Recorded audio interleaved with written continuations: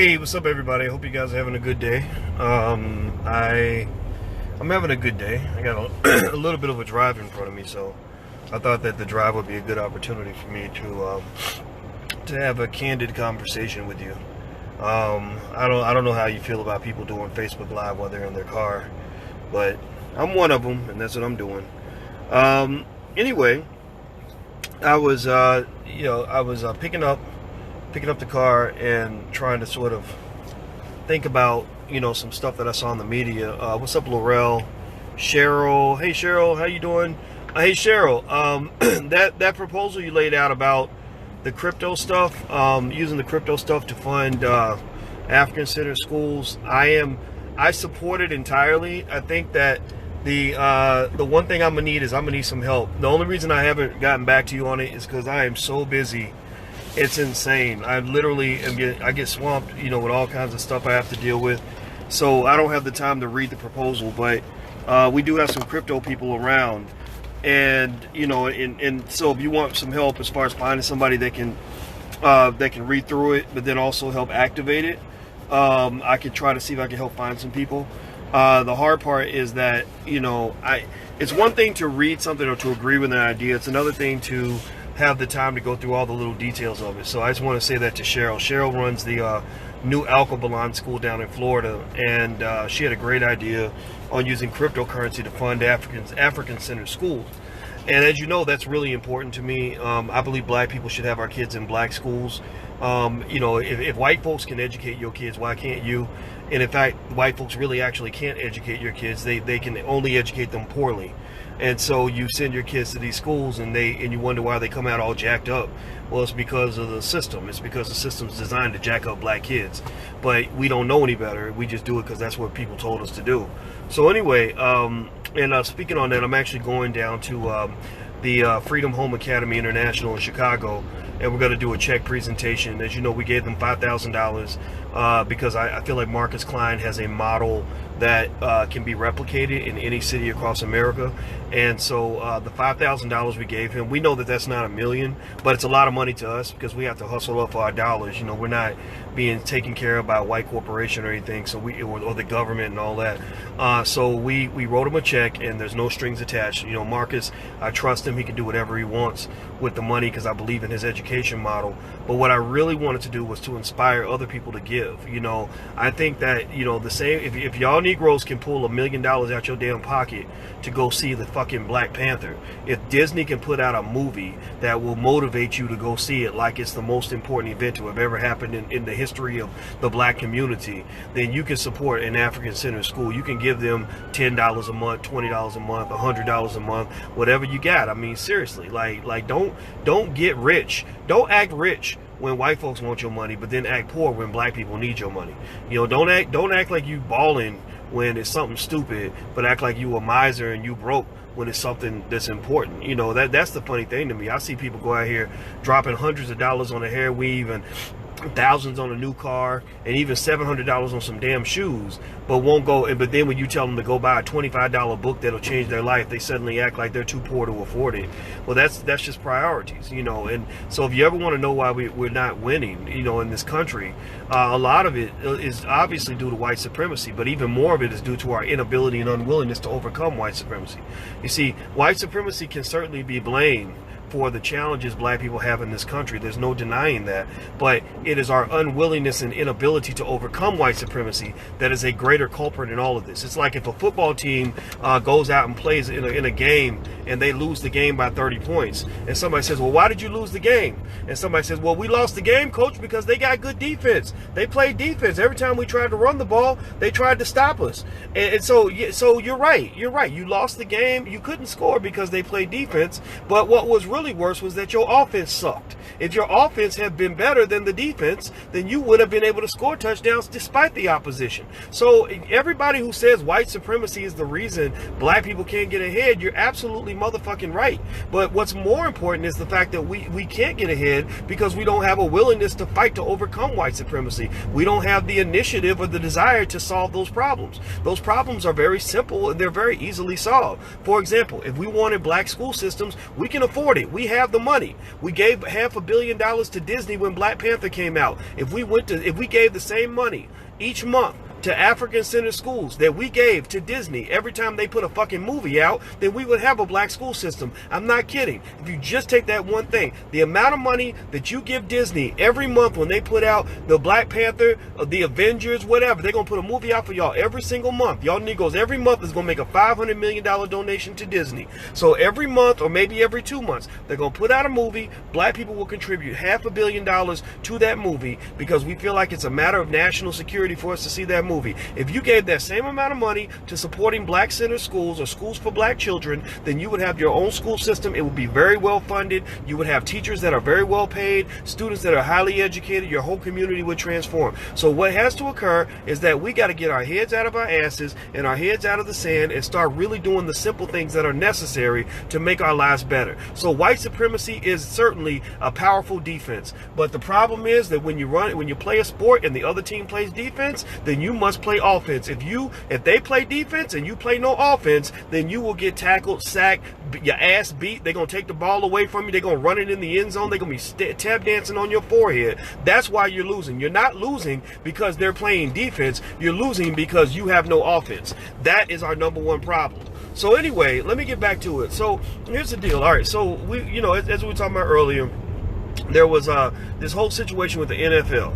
You got the poor guys in the NFL, the $40 million slaves. We know what they are. We know what it is. And I'm not hating on it. I mean, my God, maybe part of me is jealous. I used to wish I could be an NFL athlete. I used to wish I had those superhuman capabilities some of these athletes have. I have so much admiration for the hard work that these guys put into their sport in order to become the best in the world at what they do. But what's unfortunate about it is that many of these guys, they think that they won a prize. They think that they got some special privileged select life as a result of being in the NFL, when really some would argue that they've actually been sort of entrenched and sucked into a life of not just slavery, but dramatic amounts of abuse and oppression. If you want to look at examples of that, look at how many athletes now. I'm talking about former athletes who were absolute superstars. I'm talking about baddest motherfuckers on the planet who are now 40 years old and can't remember how to get to their daughter's school because they have so much brain damage. Or you 38 and you walking like you 78. Because your knees and your cartilage is all torn up, and you got a drug addiction from all the painkillers they had you hopped up on so you could get out on the field and play. Or broke as a joke because you done stacked up, babies, mamas, and everything else from all the money that you were making in the NFL without realizing that NFL does not stand for National Football League. NFL stands for not for long. Not for long, meaning that these NFL careers do not last very long. But anyway, my point in all this is to say, it's not to be disparaging toward athletes. It's to really say that if you have a child who's an athlete, a child who's going to go into a sport, it's very, very important that you really teach them how to play the game of racialnomics. The game of racialnomics means that, just because he can dribble a basketball or throw a football, that does not mean that he gets to go to heaven and he gets to live, the life of the little pink piggy that's living happily ever after.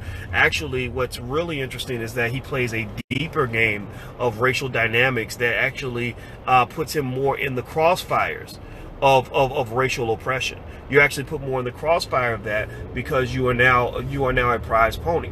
You see, little Negroes like me, they don't care about me. Ain't no white people really tracking me like that. I wasn't a great athlete. I was just a regular dude. I was a regular black man just walking down the street. They might beat me upside the head, try to kill me. They might not want me, dating their daughters or whatever. But I've never really been on the radar screen until I started talking about economics. At that point, I became a threat. When I started, getting millions of black people to just sit back and think about what they were doing with their money, then I became a threat. But I will probably still not be as much of a threat as a black as an entertainer or athlete who chooses to be enlightened, right? So these professional athletes, the reason that they are in the most vulnerable position of anybody in our society is because you hold the keys to one of the white man's biggest cash cows that he has. The NFL makes billions and billions of dollars a year. The NFL, I'm not even sure. Does the NFL not pay taxes? I could have sworn that they're still a non-profit organization or something ridiculous ridiculous like that. I know the NCAA doesn't. The NCAA, they're the biggest slave pimps in the history of this country, other than the original slave pimps, who were the people that ran the plantations. But anyway, so long story short, you know, when you are a professional athlete, you really are a prize racehorse to these white folks. I mean, that's what you really are. And you know, and the thing about it is that when you have a prize racehorse and you want the racehorse to win, you really kind of need to control that horse. You know, you need that horse to know what his place is. You know what he needs to know what he's supposed to do. He needs to know that when you know, when the gun sounds, he's supposed to start running. You know, and he's supposed to run and beat everybody else and get to the finish line first. And they spend a whole lifetime preparing these athletes for this, right? They brainwash them from the time that they're little, from the time when that little boy is you know, in the 4th grade, and he's taller than the other kids, and they start letting him know that he doesn't really have to do his homework because he's a good athlete, or he grows up in the hood, but he gets recruited to one of those white schools that goes and buys all the best high school players. You know what I'm talking about. Y'all probably got one in your city too. You know, those white schools, like a Catholic school or something, where they'll go buy all the best black players and bring them to their school so they can win state championships. But still give all the credit to the white boy. Still give the credit to the white boy. It'll be like a white quarterback who will be made into like the superhero when he got a black running back, black offensive lineman, black defensive lineman, black wide receivers, black kick returners, everybody black except the quarterback. That's what they did when I grew up in Louisville. There was two schools called Trinity and St. X. Trinity, it was weird. Trinity was full of nerdy white people, but they always could beat the best public schools out here. Like they always, to this day, they always beat the best public schools because they go out and they pretty much just buy their Negroes. You know, they buy their Negroes the same way you go buy fresh watermelon from the market. They're like, which Negroes are we going to buy this year that will help us to maintain the glory of Trinity? And whenever they have a great team, 9 times out of 10, there's some white quarterback that's getting all of the props, getting all the attention, or really it's the black athletes that are doing the heavy lifting. But that's kind of what it is. That's what America is, right? In America, you were recruited to be their to be their little prize monkeys. Like you were sort of brought into this country to do the heavy lifting. You know, you were the one that was supposed, like your greatness, your strength, your power, your finesse, your capability, your adaptability. All these things became huge assets for America going back to slavery. You know, so it shouldn't surprise you. If you look across America, black people, we do the heavy lifting. Look at the prison industrial complex. We go in there and we take these, you know, they pay us $1 a day to do some job that they would have had to pay somebody $30 an hour to do, and they make billions of dollars from that. Look at the NCAA. They make about $1 billion a year from the black community. Look at the music industry. You know, you come up with the best music, and then of course they steal it and they use it and do whatever they want to do with it.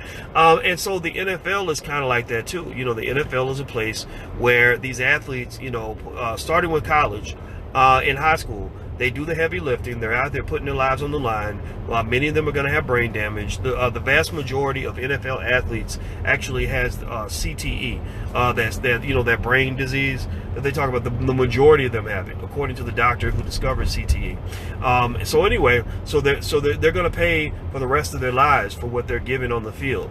Now, fortunately, you know, some of them make a couple of dollars in the process. You know, I mean, if football is what you love and that's what you do, and you haven't been convinced that you could do anything else, then I want you to make some money playing football. But what is interesting though is that, you know, when you are kind of on the white man's court and you are on his field, and you are, you know, you might be on TV, but it's because he put you on TV.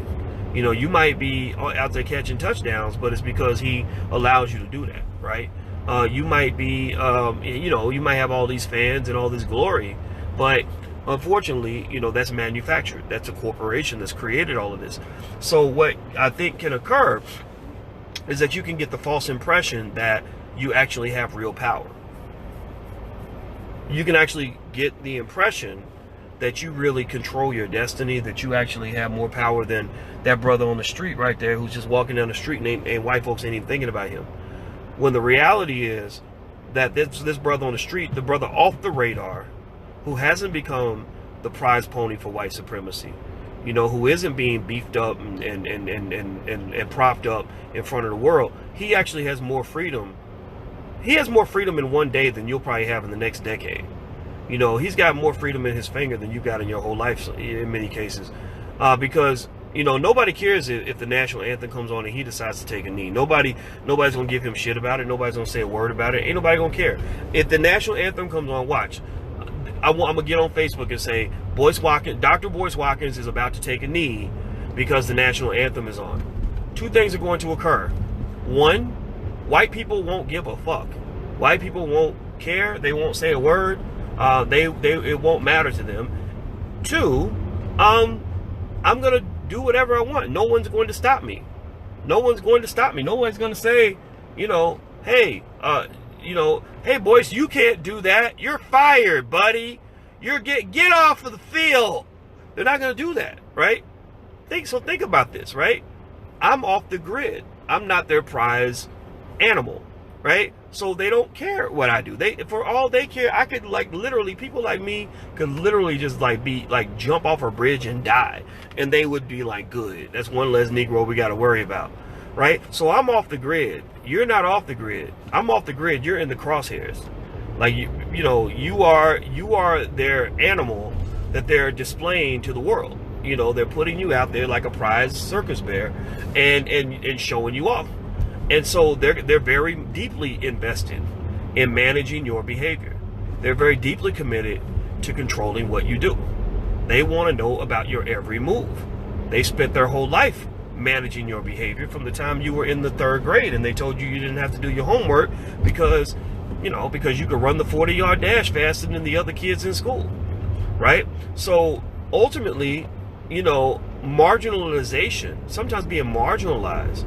And I've been marginalized my whole life as a black man. I ain't never really, when I work for white people, I usually get fired on my day off. I've always been marginalized. I've never really fit into, white supremacist institutions, which most of them are. I don't fit in. Every university I went to, I ended up getting into fights and raising hell and getting in the shit with people. But the beauty of the marginalization, though, was that, when I was off the grid, I actually had more freedom than I ever would have had if they had taken me in, So sometimes when they take you in, that's what you want, though. That's the thing. As a black person, you're trained to want that. You're trained to want them to take you in. You're trained to want them to accept you.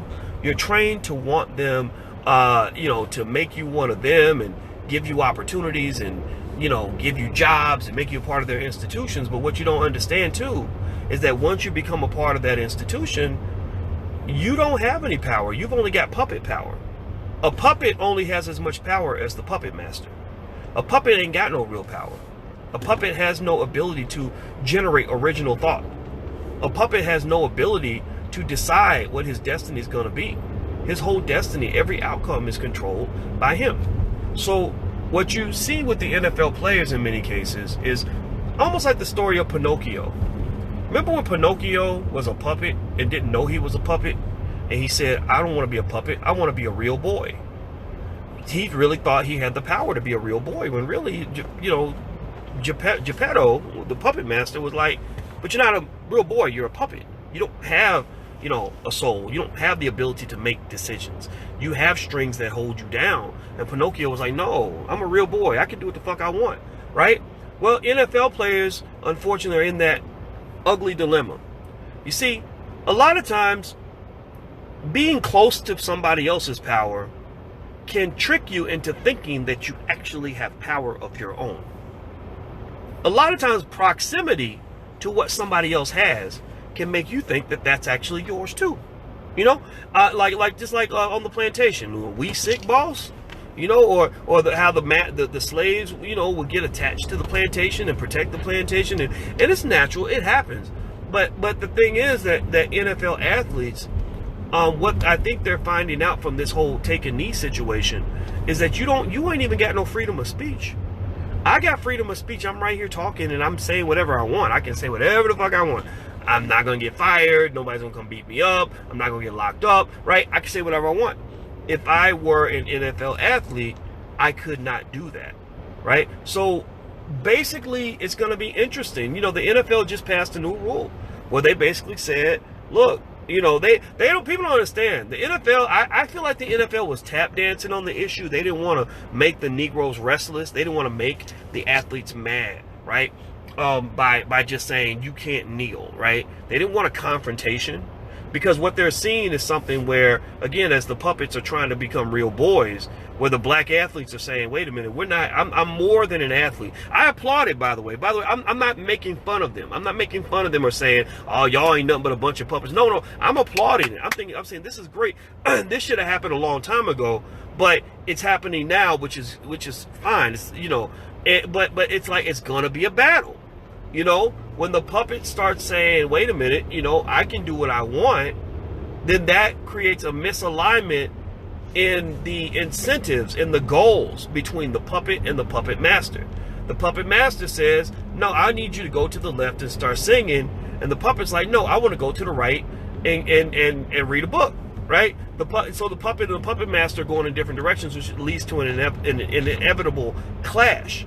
And what's going to occur as a result of this clash, with the NFL kind of slowly but surely kind of sneak dissing. They did a sneak diss on the athletes by basically saying, each team has its right to make its own policy on player kneeling when it comes to the anthem. Also, they said that what was the other thing they said? They said if you kneel, if you don't want to stand for the anthem, you must stay in the locker room. So what that's kind of doing is it is drawing a clear line in the sand, and it's really saying to the athletes, like, look, if you come out of that locker room and you don't stand for the anthem, then we now have grounds to dismiss you. You will be fired, most likely, if that's what your team decides to do. I think it's going to get ugly. I think it's going to get real ugly. I think you're going to see a lot of players back down. A lot of athletes going to be like, no, I can't do this. But remember, in their heart of hearts, like, if athletes are really, sorry, I'm looking outside. I've never seen the Cook County Juvenile Detention Center before.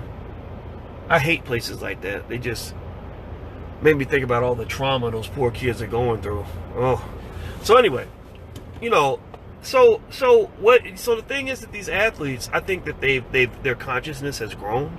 I think that white people that support this bullshit of trying to fire somebody because they want to take a knee during the anthem, I think they're going to get a wake up call. I think that it's unnecessary. I don't think it's a battle that they should have picked, because I think these guys are serious. Like, I really think that they're gonna keep kneeling, and it's gonna just come to a head. It's just gonna be a real messy situation. They just gonna have it out. It's gonna happen in court. It's gonna happen in the streets. It's gonna happen with boycotts. I don't think that we, as a community, have the backs of the athletes like we should. I really don't.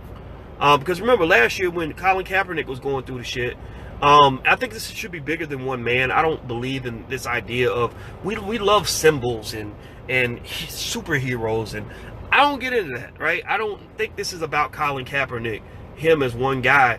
He's a great guy, but it's about everybody. You know what I mean? It's about all the people getting killed by the cops. It's about the whole damn community. It's about all these guys who have the bravery, to take a knee. So I can't get focused on one guy. I'm not into that symbolism. I think symbolism is bullshit. Symbolism is good for people that need symbolism, that need a little pep talk. They need an inspiration. I don't need all that. Like it's an illusion to me. I don't need that illusion. But I do think that, like in this situation though, I think, overall, I think that you're going to see these guys really take a stand. I think the community should back them up. Like, if you remember when Cap went through his shit, we were supposed to boycott. Y'all remember that? Y'all remember when we talked about boycotting, when all that stuff went down last year? And half y'all motherfuckers couldn't boycott past week 2? Seriously, like, really? I mean, do you really got to appear on your Facebook timeline with your Dallas Cowboys jersey on? Like, like, come on, man. Like, I mean, I'm not even going to get mad at you if you sneak a peek. Like if you're walking by, walking through a hotel lobby and they got, a good game on. It's, the Patriots against the Falcons, and you're a Falcons fan and you just want to see what the score is. That's cool. But man, when you up here repping the NFL during the time we're supposed to boycott them, that just really just speaks to the fact that we don't have any discipline, as a collective. I mean, can't you at least pretend like you're not watching? Like you could at least pretend, like you could be like, yeah, I don't be watching that, whatever. And then they like, okay, fine. I mean, you sneak and you watch not the reruns, but the highlights on YouTube or something. Like, I ain't gonna get mad at you. I'm not gonna talk about you, but it was just kind of weird. Like, we really didn't actually follow through. We don't follow through with anything. People stopped talking about Starbucks like about a week and a half after Starbucks happened. Ain't nobody gonna be boycotting no Starbucks. But then again, though, it's kind of funny though. Like, we're now we have literally each week there's like a new restaurant or new company to boycott. Pretty soon y'all won't have nowhere to eat, so y'all better start some businesses so you have some places to go, because all the white people will be getting boycotted by then. Anyway, let me see. Robin Barnes says, you guys said that you were going to boycott, not me. It's ridiculous. Okay. Original Walker says, exactly, no discipline. Lindsay Frazier, I saw some sisters at Starbucks today. Yeah, I'm sure they was loving their little lattes. Well, you know, the other thing is that because there's not like a lot of discipline or clarity or enforcement, you know, when it comes to black activism, you'll see people that will find any excuse to deviate, right? Like, so with Starbucks, a lot of people were saying, oh, well, I'm going to go buy Starbucks because I want to support the black woman they hired as their COO. But that's one person. Like, you know, it's bigger than one person. You can't just look at one person. But then again, though, you know, I did understand those people also who were kind of saying, like, yeah, but I mean, it was one restaurant, one manager that made a mistake.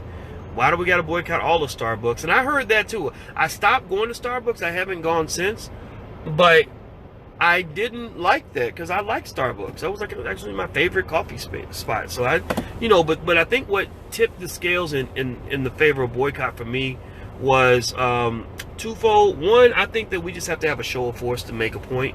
Because companies can always do better when it comes to diversity and fairness and all that. So why not put some heat on their ass? Number two, I agreed with those who were saying that we need to support black businesses anyway. You know, why are we rushing to give all of our money away? Like, why are we the biggest benefactors of white supremacy?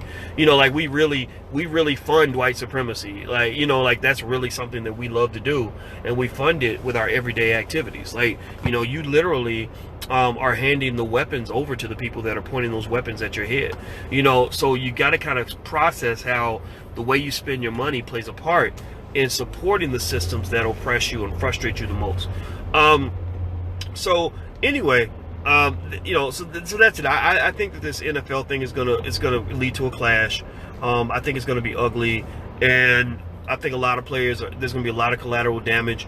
I personally think that the black man needs to diversify away from sports a little bit, not to the point where you don't play sports. We're just great at sports. We're literally like superhuman. Like, we literally are like living superheroes. And you know, when you look at the best black athletes, they literally are like something out of a fucking comic book in terms of like how extraordinary we are. Pretty soon there'll be some Negro that can literally fly. Like, we got guys that come pretty close to that. But you know, I think at the same time, while you can certainly, you know, leverage and benefit from that talent, I think that what happens is, you got to remember this too. When you focus on one talent and developing one talent, sometimes you're walking past another talent, right? So, you know, yeah, if you have the big LeBron James types, the guys that are 6'5", you know, 290 pounds, they should be NBA, NFL, whatever. But that little Negro who's 5'9", you know, 165, like, why is he trying to get to the NBA combine? Like, why is he trying to get into the league? Like, he's not gonna make it. He's 5'9". Like, don't get me wrong, there's 5'9" players in the league, yeah, 1 in a trillion, but maybe you could have been great at something else too. Like why is everybody giving everything to sports? That's my problem. It's not that somebody is giving something to sports. It's that it seems like everybody's giving everything to this stupid ass sports dream that never comes true. So so I'm like, why do you have that dream? Oh, well, because I want to become rich so I can get my mama out the hood and whatever it is. Like, I want to get out of this neighborhood. Well, there's better ways to get your mama out of the hood than to try to, you know, win a lottery ticket of sports. Sports is a lottery ticket. That's all it is. If you look at the statistics and the odds, it's just like trying to win the lottery. Why sign up for the lottery ticket? Why not put your energy into a better, if you're going to get a lottery ticket or aim for a lottery ticket, pick one that gives you better odds of winning. You know, entrepreneurship. I'm telling you, I'm a big fan of black men running businesses, because I have seen broke-ass black men put all their time and learn how to run a business and being financially free. I've seen black men in the struggle, hating their jobs, hating their lives, can't even keep a woman because your money's so bad, can't pay your child support, suddenly go to making $50,000 a month, $100,000 a month. I've seen black men who have had freedom and wealth that goes beyond their friends who used to play sports. And it all comes from the fact that they took their energy, the same amount of time it takes to learn how to play a sport, they put that time into learning how to start a business. Or maybe you could do both. Either do both, or if I had to pick one between sports and entrepreneurship, I would pick entrepreneurship every day of the week. Well, why is that? Well, let's talk about the odds. Look, if I took the top 10% of all the athletes in every city across this country, top 10% of all the best high school basketball and football players in every city across America, here's what I would find. Out of that top 10%, 99.9% of that top 10%, 99.9% of that top 10% will never make a penny playing sports. They won't even get to fucking play in Europe or in Scandinavia or some shit. They won't even get to do that, right? But if I look at the top 10% of entrepreneurs in every city, the top 10% of entrepreneurs, the majority of those people are millionaires. The majority of the top entrepreneurs are making more money than you will ever make on a job. And all it takes, the same way you go to basketball camp to learn to play basketball, you go to entrepreneurship camp to learn how to start a business. Same thing. Summertime's coming. Are your kids going to entrepreneurship camp or are they going to basketball camp? Basketball camp ain't going to do shit for them when they get older. Basketball camp ain't going to pay no bills.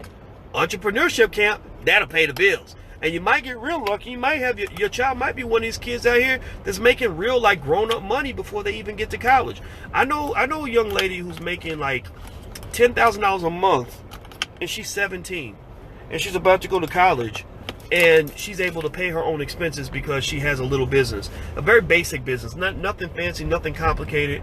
But in the business, and the thing about starting a business and being an entrepreneur, what that does is that changes everything as far as like your trajectory and your options. Because when you have a business and your business is paying you 10 grand a month, then you have no motivation to go out and do 50 interviews so you can get a job making $3,000 a month or $4,000 a month. You're like, why would I do that? I could just go hustle up and do some business and make 10 times more than this. So really, like being an entrepreneur really does kind of spoil you a little bit. You like regular money and regular stuff doesn't impress you anymore. So anyway, that's I was going off on a tangent. I'm sorry about that. All right, what's up, Karima? Karima says right. Vanessa says exactly. Vanessa's a great entrepreneur. She runs Black Mama Tea and Coffee. And she's probably a millionaire already. If she's not, she's gonna be. Talisha, give them in a few resources. Well, some things that we have. I mean, if you can join at theblackbusinessschool.com for free. I don't know if y'all know that, but you can actually get started for nothing. Theblackbusinessschool.com. And we do have a free class. You can take our free class. Also, if you want to put your children in our wealth building program for kids, it's at blackmillionairesoftomorrow.com. That's blackmillionairesoftomorrow.com. I designed a special curriculum for black children that is extraordinarily good. Self-study exams, PowerPoint slides they can download, animated video that they can watch, puppets. We did everything we could. We were like, how do we get black kids to think that money is interesting? To want to actually learn about it, right? I mean, it's funny, right? Everybody's interested in money. Everybody wants to talk about money, but it's weird that I had to like find a way to get people to be interested in understanding money. Like, why would you want something and not want to understand it? That doesn't make any sense. If I want something, I want to understand it. So, long story short, if you want to check it out, it's at blackmillionairesoftomorrow.com. The first month is free, so you can give it a month trial. If you got kids and the summertime's coming, you're looking for something great for them to do, go to blackmillionairesoftomorrow.com. The first month is free, and there's a 30-day, 100% money-back guarantee if you're unhappy for any reason. So there's no risk to you whatsoever. And we have thousands of parents that love the program, so your kids will love it too. You'll see an instant transformation, I guarantee that. Let's see here. Eugene says, I own Blue Level Events of Houston. You're exactly right. So if you're an entrepreneur, hit the button, hit the heart, shares, likes button. Just say something. Say something to everybody else, because what I believe, here's what I think is really true too. I think that when you talk about like making real money as a business owner, I think that there are a lot of people who just don't believe it's possible. or don't believe it's possible for them, or they don't believe it's actually happening to like regular normal people, please say something right now. If you're in the thread and you are an entrepreneur and you've had some good experience, you've made some money, it's changed your life, say something right now for the people in the back, on the other side of the room, who still are not sure, who are still like, I don't know, you know, I don't know if I can do it. I don't know how. It's too tough. There's that he's making this shit up. No, just please tell them, and mention your business too. Like, we're all on this thread together. Mention your business. Everybody sees what comes up here. So give the URL for your business. If you selling baby shoes, fucking lay out your blackbabyshoes.com, whatever your company is. Tell them what you are doing so they can understand that this is real, that this really does happen. You know, let me tell you what happened with me. I was talking to my mama a couple of days ago. I talk to my mama all the time, and one of the things that me and my mama talked about was, you know, like, I was working. She said, so what are you up to? And I said, oh, I'm just working on blah, blah, blah, blah, trying to figure this out. She said, ooh, that sounds really hard. And I said, yeah, it is tough. And she said, yeah, but then again, working for a white man is tough too. I said, yeah, exactly. I said, either way, I figured that I would go through a lot of tough shit. Either way, I knew that I would have to work hard.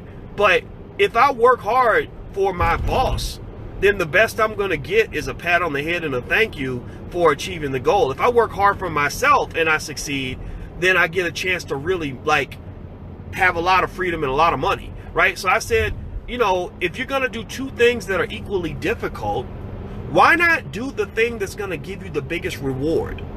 Why not do the thing that can make you a millionaire? Why do the thing that's not going to give you anything? I mean, what's the reward for doing a good job is that you get to keep your job. And some people don't even want their job. Like, a lot of people, if it wasn't for the money, they wouldn't stay on that job. And even the money, it's not like it's money that gives you enough to go and really do something with it. Like I bought me a $200,000 Porsche with the money because it's so good. No, it's like money that gives you enough where you're not going to be evicted and homeless. Like, that's not really, it's hard to get excited about that, you know? So, you know, I just think, thank you guys for who mentioned your businesses and mentioned what you do as entrepreneurs or how it's changed your life. I think that that's what we need. I think that black people need to talk to each other more so that everybody is hearing, you know, whatever the good news is in your life, whatever it is that's happening in your life that's leading to a transformation, you should share that with other people. You should have that conversation so other people can actually see that there is, you know, that there are better options out there. There's no such thing as being hopelessly trapped forever. There's no such thing. The only time you become hopelessly trapped is when you give up all your hope. When you just kind of have no hope of getting out and you just decide that you're going to be hopeless. I think that hope is a really good thing. I used to grapple with that, you know, because somebody said, oh, you know, Doc, you just preaching hope to people and blah, blah, blah. And I was like, I'm not preaching hope to people. What you talking about? But then I thought about it. I said, well, wait a minute. Hope is actually a really good thing. I like hope. If I didn't have any hope, I wouldn't be talking to you right now, because I'd have no hope that black people would ever listen to a fucking word I had to say. Seriously, I mean, do you understand what it's like every day when you get up and people act like you're a weirdo because you're trying to talk about educating your kids, or you're questioning things like why are we idolizing Cardi B? Like, what is that? Where is that going to do for our community? Like, I don't see that. Oh, Doc, you're being too serious. Oh, Doc, why you be, you know? But seriously, you know, like today, Wynton Marsalis, that whole thing with Wynton Marsalis, I congratulate him. He actually had enough courage to speak in an Ebony interview about, you know, an honest statement on hip hop. Now, of course, you know, Mark Lamont Hill, I saw it on Mark Lamont Hill's page. You know, Mark is my friend, but we don't see eye to eye. And Mark, you know, didn't seem to be thrilled with what Wynton said. But I think that, you know, he was giving Wynton a hard time for no reason. Because I think Wynton Marsalis, he seems like a good dude. He seems like a guy that cares about black people. He seems like a person that cares about black culture. And I think also, and so here was the title. The headline was that he said rap has been as bad for black people as Confederate statues. Now, you know, first of all, I think that, you know, that a title can be misleading. What I encourage everybody to do is, when you see a title of an article that you know, where you don't like the title, just understand though that people make titles to try to be sensationalist, right? So they're gonna try to, even Ebony, I don't even know if Ebony's black owned anymore. I don't know who owns Ebony. I know they were poorly run for a really long time. So even Ebony is over there struggling. So Ebony's gonna try to come up with whatever title they can come up with that's gonna be as juicy as they can configure. And that's fine. That's their job. That's what they got to do. Ebony's struggling. I don't even know if they paid those writers from last year. I know they didn't pay me. I know that when they owed me money, they didn't pay me the money they owed me for the article I wrote. I just let it go because I kind of feel bad for them. But anyway, you know, but I encourage you, what I encourage you to do is when you see a title like that, where somebody that you respect, like a Wynton Marsalis, says something and it doesn't seem quite right, just understand Wynton Marsalis is not a one-syllable thinker. He's not a, you know, hit it and quit it kind of analyst. You know, he's not a person that is just going to have a simple thought and where you can capture the essence of everything about who he is from one quick, simple thought. He's not like that. Wynton Marsalis is a very smart, very deep person. You know, I mean, most musicians in general, most musicians who are that great are geniuses. Wynton is clearly a genius. And so when you see a comment like that, I encourage you, like, don't just judge what he's saying by the title. Read the article. Most people who got mad about what he said probably didn't even open the article. They just looked at the title. And so what'll happen is, so Mark shares, you know, Wynton's, you know, picture and the little title of his Ebony article, and just writes the word Lord, like oh Lord, here they go again, whatever, right? And then suddenly all these people start attacking, throwing darts at his head, and all these people, that blah blah, they blaming hip hop and blah blah blah. But here's the thing. First thing, I read what Wynton said. What he said was not that bad. What he basically was saying, I knew he was saying this. I thought he was saying this, but I confirmed it when I read it. He's basically not saying all hip hop music is bad. He's talking about bad hip hop music is bad. He's basically saying, like he said, I've been saying this since the 80s. You got all this music calling yourselves niggas, calling your women bitches and hoes, you know, promoting mass genocide. That's not healthy. That's not healthy. And so who would argue with that? Who would, in their right mind, would disagree with any of that? If you disagree, then something's wrong with you. You need to go suit up and go work for the Klan, because clearly you must be a white supremacist. That's the first thing. Or maybe a Margaret Sanger. Second thing,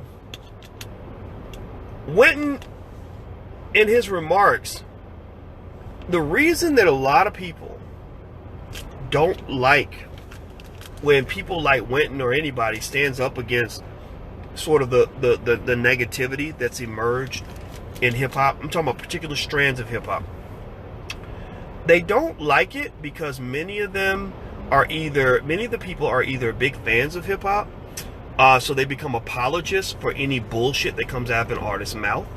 So anybody who's a rapper, most of my friends who are rappers will not criticize other rappers. Like I'll be like, only one I know who will really do that openly without fear is D1. D1 is my guy. That's why we are friends, because D1 will talk about it, and he talks about it in a way that I think is very respectful but very, very clear. There's no ambiguity. Outside of that, most of my friends that are like professional artists and big name rappers, like, they're cowards. They're afraid to say the obvious. They don't want accountability. They don't want responsibility for their words. Another category of people who defend hip hop no matter what are black people who've been pulled into that whole black liberalism, which isn't bad to be a liberal, but what happens is that a lot of black liberals are nothing more than white liberals in blackface. They're just white liberals in blackface. They ain't nothing but a bunch of tree-hugging Sambos. That's pretty much what they become. They become tree-hugging Sambos. And let me explain. Pretty much their whole platform, their whole agenda, their whole ideology is nothing more than a cheap repetition of what white folks are saying. Whatever white people are focused on, whatever they're talking about, they're just kind of repeating it like little parakeets. Because again, they don't know who they really are. They sort of put on this suit.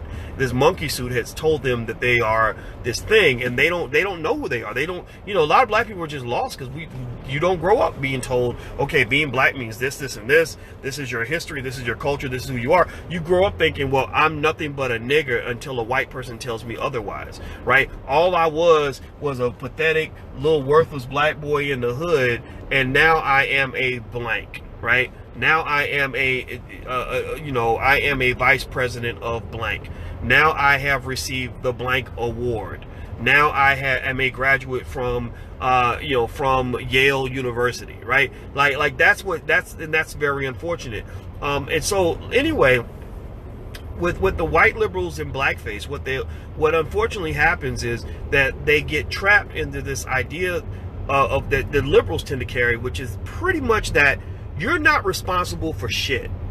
That anything bad that happens to you, if you can identify with an oppressed group, in a historically oppressed group in this country, anything that happens to you, any ridiculous thing that you do, it is always somebody else's fault. You never have any control over the outcome. You never have any say. You did nothing wrong. You are completely innocent, and the other party is always guilty. So what they'll do is they'll look at hip hop. They'll see some rapper run around talking about, I'ma shoot niggas in the head, beat your grandmother, steal all your money, and pee on your dog, and they'll excuse it away. They'll be like, oh, well, you're trying to blame hip hop. It's not hip hop's fault. It's the oppression. The oppression did it. The oppression. Yeah, but there are lots of oppressed people historically who knew that it was wrong to beat up somebody's grandmama and shoot their baby in the head, right? Like there's morals in oppressed communities, but in when it comes to stuff like that, they pretty much want to push all responsibility away. Because again, that's what liberals kind of do. Liberals kind of train you to avoid any form of personal responsibility for anything. It's always the system. It's always the oppressor. That's what you can blame. You can never blame yourself, and you can never challenge the behavior of groups of people who are in the oppressed category. Now, why does that make you disabled? It makes you disabled for the same reasons that my little cousin went to school and he never learned how to read. It makes you disabled for the same reason my little cousin never learned how to read. Let me tell you what happened with my little cousin. My little cousin got identified as learning disabled. Now, I didn't understand why they called him learning disabled, because he knew how to play Xbox really well. He knew how to holler at girls when he wanted to talk to them. He knew how to count enough money to go to the store when he was asking me for money. But for some reason, they just concluded he can't learn. He's stupid. He's just too dumb to be able to process any information in a relevant way. So what they did was they put him, when he went to school every day, they didn't challenge him, because he's disabled. Why would you challenge a disabled person? That's not right, right? So they put him in a room, and they had a white lady read to him all day. Him and his other so-called retarded friends. Again, these little dudes who literally can still figure out how to do whatever. They figured out how to break in people's houses. They figured out how to play the latest video games. They know how to do all the dances, but for some reason they concluded they can't learn. So they had all these little black boys in a room where they weren't being asked to read a book. They weren't asked to do a math problem. They weren't asked to memorize a single fact. And then, guess what? By the time they all left high school, none of them could read. Not one single one of those kids could read. Well, where does that come from? That comes from the fact that once you get labeled as part of a weaker, oppressed, or disabled group, then that disability takes away any native ability you could have gained by simply being challenged for your behavior, by being asked to step up again. So you got some families who have a whole different approach, and these are the people that are considered to be abusive. They'll have a little child who maybe has, who's missing an arm, or maybe the child is a little slow, or whatever, and they'll say, I don't want my child to be disabled. I don't want my child to feel different. I want my child to learn how to naturally overcome the limitations that came with missing an arm or whatever. And you know what happens? Their kids end up learning how to do everything other kids can do. They just do it with one arm instead of two. Why? Well, because their parents never let them feel like they were disabled. So my point in all this is to say that what happens is that, and this is where, again, this ain't really me talking about Mark. I don't really want to talk about any particular person. But when I hear like people that are like textbook black liberals kind of talking about an issue like this, I guess in the liberal quest for free expression, at any cost, there's no conversation about personal responsibility, community responsibility, artist accountability, unless you get into something like, an artist who says we should shut down the borders and stop letting illegal immigrants in. Then at that point they go crazy. But you get another artist who's running around talking about, I want to shoot niggas in the head, bitches ain't shit. They have nothing to say about that. So I find that really strange to me. I don't understand why while you'll see all this push for accountability when somebody says something negative about an illegal immigrant or says something that's politically incorrect, but you don't have accountability when you have black artists who are paid by white producers and studios to promote genocide. Like, why would you? I mean, what really? Like, so I don't know. I mean, it doesn't make any sense to me. It's stupid. It's just stupid. So I think that, but that's what politics does. Politics makes people dumb. Politics pretty much kills your capacity for common sense, and it causes us to support ideas that are just ultimately self-destructive. And don't tell me I'm wrong, because ain't nothing no Democrat or no liberal did for black people that has ever led to us as a community advancing in a significant way. Again, all you get is the illusion of progress. You receive plenty of illusions of progress. Like, they'll let you into their spaces, they'll let you come to their universities and all this other stuff, but it's no real progress. There's no core. We have more black businesses. We own more businesses during segregation than we do now. If we having all this progress, then how the hell we own more businesses in 1943, more insurance companies and banks in the 40s and the 30s than we own in 2018? If we're having all this progress, why is it that all these statistics say black people are just as bad off now as we were before you got your first black president? I mean, seriously, where's your data? You don't have any data. So I just think it's dumb. It's just stupid. It's stupid. Let me see. I'm gonna shut up. I'm gonna look at some of your comments. I can't read your comments, actually. I'm supposed to be driving down the road, so I don't want to actually have a wreck or anything. Okay, so let me give you some. So we talked about the. Okay, let me see. I see Karima and Damon and Eric, because we were buying from each other. Yeah, I think. I really think. I think that the way to kind of look at freedom for black people, you can kind of break it down into a real simple kind of package, right? One of the things that we talk about a lot in the Black Business School is what we call the Black Core of Three.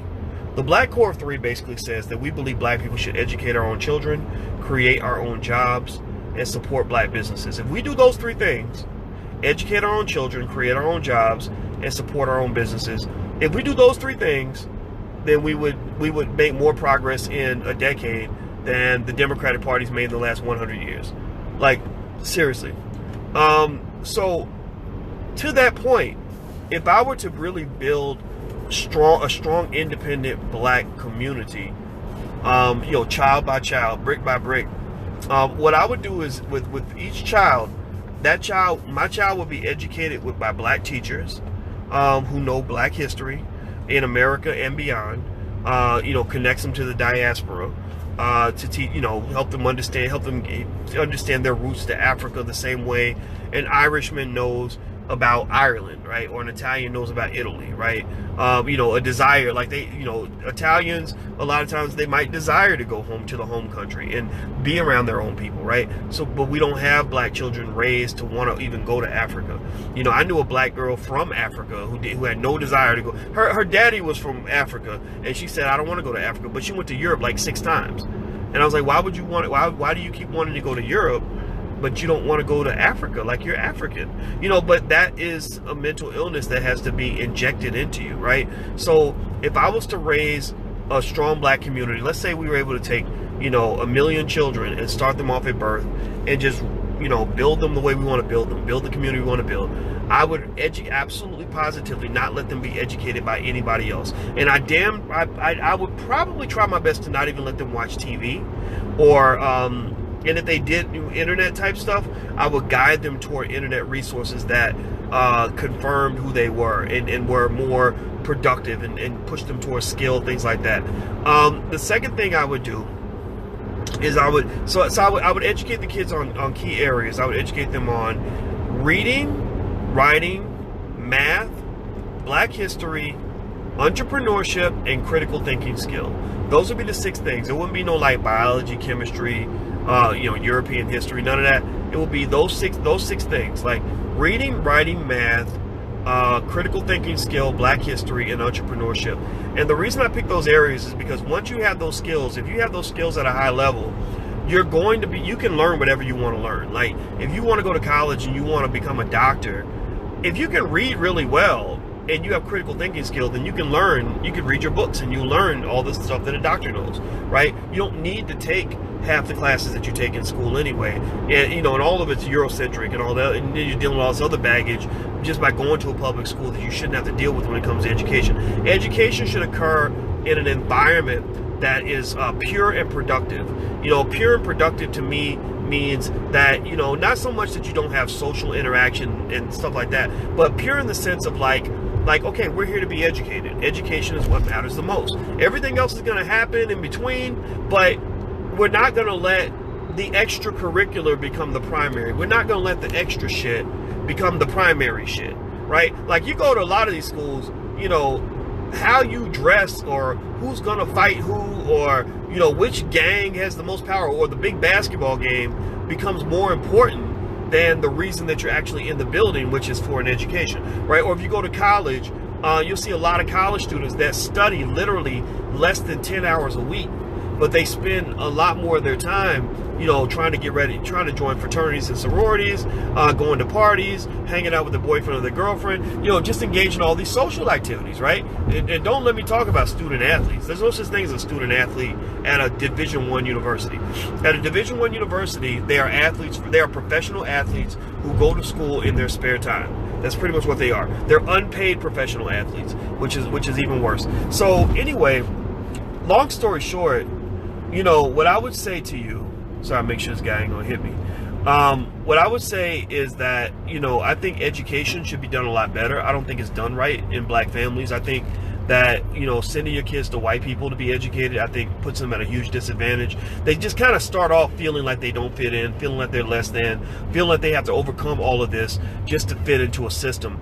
And the system they're trying to fit into it's not like it's their only option, but it's the only option presented to them. So they kind of feel like I'm left out if I don't get into that system.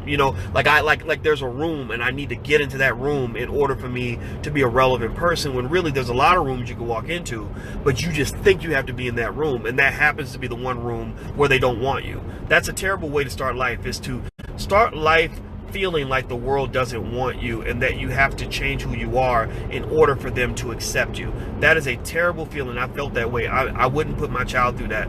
I would put my child in a position where not only will they being educated in a pure and productive environment at a high level on those 6 areas I mentioned, but also I would kind of let them know, like, you got the juice. You got the juice. Like don't be spending your time trying to get next to them. They should want to get next to you. That was one of my secrets, actually, when I first started doing all this Dr. Boyce Watkins stuff that I do now. This public stuff. I guess it's public scholarship. I guess that's what public scholarship with a little cussing in the middle. But I call it real life 101. That's another thing you might want to call it. But anyway, when I started doing all of this, I remember thinking, like, I really don't feel like trying to chase people down and get up next to people. I don't want to try to get some important person to acknowledge me or become friends with that person who I think can hook me up or give me my big break. I said, no, I'm gonna sit back in the cut and I'm gonna do my work, and it's gonna be so good that they're gonna try to get next to me. I don't want to go find the gold that's buried in somebody else's backyard. I've got a diamond mine right here underneath my feet, and they're gonna come to my yard and want to dig up the treasure under my ground, and I'm gonna own it all. That literally was my thinking. And I'll be damned if it didn't work. I'll be damned if it didn't work. So there's something to be said about feeling good about yourself, and a lot of black kids don't get that, and so the other thing I would do is, if I wanted to raise a strong community that's truly empowered, I would make absolutely sure every child knew economics just really, really well, just knew investing, understood how infrastructure gets developed, understood how businesses get built, understood how money is made, just understood all of that. Because people like that don't usually need to go out and look for jobs. You know, like if somebody is smart and they have skill and they work hard, they're usually going to be fine. I don't care, racism or not. You know, everybody wants to act like racism is some magical force that will stop you no matter what. That's like saying that, you know, that LeBron James can't score any points if somebody else is playing defense. That's not true. Defense makes it harder to score points, right? You know, yeah, you got to get around the defender, but if you're a good player, you can still score despite there being defense. Sure, it would be easier if there was no defense, but you can still score despite the defense. So what happens with black people, though, is that you're trained to kind of just, like, as soon as you see the opponent playing defense, you're trained to just put down the ball and sit down on the court and not do anything. Like, you're literally wired to believe that because racism's out here, that there's no reason for you as a black person to try to do anything because racism is going to try to stop you. That's weird. That's fucking retarded. That's horrible. Do you know how horrible, do you know how depressing that is? I mean, that's really crazy. That's literally, though, what we're fed. We're literally fed that because of racism, any hope that you have, any desire that you have to improve your situation is a big waste of fucking time. Do you know, seriously, what was it? Oh, I said it on my page. I think I said something about wealth and about something about doing something with your money. I forgot. I was making some smart ass. I tend to say stuff on my Facebook page that pisses people off. If you're one of those people, then you should probably just unfriend me. In fact, I hope that you unfriend me because I got lots of people that want to be my friend. I'd like to bring them in. I don't want to have people there that don't want to be there because I don't want to torture you. But because I'm gonna keep on doing it, just so you know. But anyway, but there was some guy who basically was like saying, you know, no matter how much money you have, you're still black. And then he put an image of Jay-Z's that song 444 where it had the Sambo with the J-Bo with the big lips, and it said rich nigga, po nigga, something nigga, you know, you still a nigga, which is true, right? You're always gonna be black. Like, we know this, right? We've established this. We know that no matter how much money you have, no matter how much education you have, no matter how much status you have, you're always gonna be black. Okay, we got that. Do we agree? Check. We all agree. But the thing that we don't acknowledge enough is the fact that being black becomes a lot easier when you have resources. Being black is never easy, but if I got a choice between, if I'm always be a nigga, I would much rather be a rich nigga than a broke nigga. Seriously. Either way, I'm still a nigga. I know this. Let's accept this. Still a nigga. But you can't tell me that being a rich nigga is the same as being a poor nigga. It ain't the same. It ain't the same. The rich nigga, he's still a nigga. Okay, fine. He's still gonna be treated like a nigga. But he's the rich nigga in a big house. He's the rich nigga next to the pool. He's the rich nigga that can eat at whatever restaurant he wants to eat at and drive any car he wants to drive and do whatever he wants. He's the rich nigga that ain't gotta go to work. That ain't a bad life. There's a lot of white people who would love to be a rich nigga. I'm sorry. I swear to God, I'm sorry. Y'all, I don't know what people are gonna think about this, but I swear, if you go to a poor white person and say, which would you rather be? A poor white guy in a trailer park or that rich nigga over there? Tell me what you think they're gonna say. Tell me what you think they're gonna say. Do you think they're gonna say, well, no, God, I mean, I don't have a place to live, and my car looks like shit, and my wife is 400 pounds with no teeth, and I don't have a job, and I'm addicted to painkillers, but at least I'm not a nigga. No, they're not gonna say that. They're not gonna say that. Their whiteness, sure, it has value, but they know, like, they would rather be a rich nigga than a poor white person. So stop telling me that how hard you work or how much money you have makes no difference if you're black. That's just not true. The broke nigga has to go beg a racist white man for a job every day. That's horrible. At least the rich nigga can stay home. So I'm sorry. For all the rich niggas who are in the room right now, raise your hand. Be proud, like, Be like, they might still see me as a nigga, but at least I'm a rich nigga. I don't think it's that bad. I'm sorry. Don't get me wrong. Things can happen. Racism never goes away. I mean, they sprayed the N-word on LeBron James's house. You know, that's terrible. LeBron had to get his house painted. But at least he had enough money to buy the fucking paint. I don't think LeBron is traumatized. I don't think LeBron says, my God, it would be better to be a poor white guy than it is to be a rich nigger. Like, LeBron, no, you gotta have some fucking balance. Like, have some balance. Just have some balance and have some honesty. So I think that sometimes when you hear that kind of rhetoric, what it is to me is it comes off as very defeatist. It comes off as like, well, ain't no reason for you to try to do nothing because you always gonna be a nigga, so I don't know why you work so hard. I had a girl that said that to me. I swear I never forgot her. She was an AKA in college. Not that AKAs are bad. The ones I knew though, were a bunch of real, whew, those girls, they would stab each other in the back in a minute. They were about the fakest group of women I'd ever seen in my life. Don't get me wrong, not all AKs are like that, but these particular ones, woo, Lord have mercy. But anyway, I remember she said something to me like that. She said, I don't know why you study so hard. She said, you only gonna go as far as white people want you to go. And I was just like, and I look at that and I'm thinking, was she saying that because she was thinking I'd be better off not studying? Like, if I'm a black man and my life is already going to be challenging because I'm a black man, am I better off by being lazy than I am by working hard? Am I better off not reading than I would be if I opened a book? Like, why would you say that to me? Why would you say that to anybody? And I just didn't understand that. I did not understand, you know, like, why would you? I mean, to me, being black should mean that you would need to work harder.